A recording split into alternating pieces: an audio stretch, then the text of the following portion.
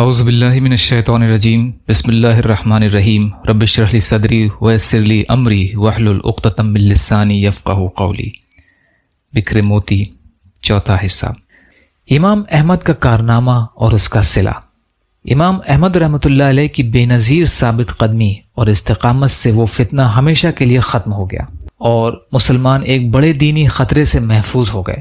جن لوگوں نے اس دینی ابتلا میں حکومت وقت کا ساتھ دیا تھا اور موقع پرستی اور مصلحت شناسی سے کام لیا تھا، وہ لوگوں کی نگاہوں سے گر گئے اور ان کا دینی اور علمی اعتبار جاتا رہا۔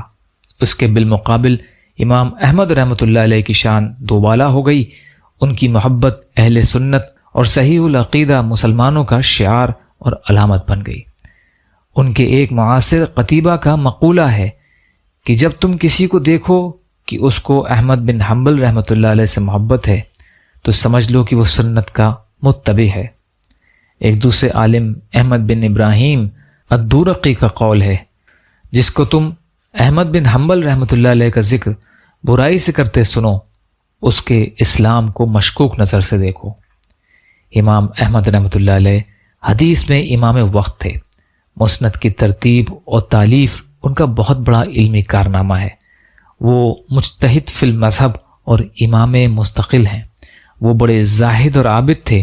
یہ سب فضیلتیں اپنی جگہ پر مسلم ہیں، لیکن ان کی عالمگیر مقبولیت اور محبوبیت اور عظمت اور امامت کا اصل راز ان کی عظیمت اور استقامت اس فتنہ عالم آشوب میں دین کی حفاظت اور اپنے وقت کی سب سے بڑی بادشاہی کا تنہا مقابلہ تھا۔ یہی ان کی قبول عام اور بقائے دوام کا اصل سبب ہے۔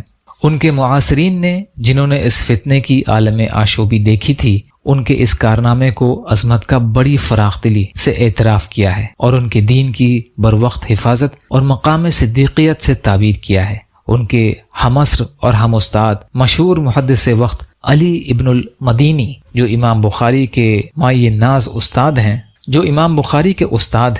ان کا ارشاد ہے، اللہ تعالیٰ نے اس دین کا غلبہ اور حفاظت کا کام دو شخصوں سے لیا ہے جن کا کوئی تیسرا ہمسر نظر نہیں آتا۔ ارتداد کے موقع پر حضرت ابو بکر صدیق رضی اللہ تعالیٰ عنہ، اور فتنہ خلق قرآن کے سلسلے میں احمد بن حنبل رحمۃ اللہ علیہ۔ اس عظمت اور مقبولیت کا نتیجہ یہ تھا کہ سن 241 ہجری میں جب اس امام سنت نے انتقال کیا تو سارا شہر امڑ آیا۔ کسی کے جنازے پر خلقت کا ایسا ہجوم اس سے پہلے دیکھنے میں نہیں آیا تھا۔ نماز جنازہ پڑھنے والوں کی تعداد کا اندازہ یہ ہے کہ 8 لاکھ مرد اور 60,000 عورتیں تھیں۔ یہ واقعہ تاریخ دعوت اور عظیمت سے لیا گیا ہے۔ یا اللہ ہم سب کو کہنے سننے سے زیادہ عمل کی توفیق عطا فرما۔ یا اللہ مظلوم فلسطینیوں، کشمیریوں، روہنگیا مسلمان اور مسلمان جہاں بھی پریشان حال ہیں، ظالموں کے ظلم کا شکار ہیں، ان کی مدد فرمائیے۔ یا اللہ صبر اور شکر اور اچھی طرح عبادت کرنے والا بنائیے۔ یا اللہ عزت اور عافیت کی زندگی عطا فرمائیے۔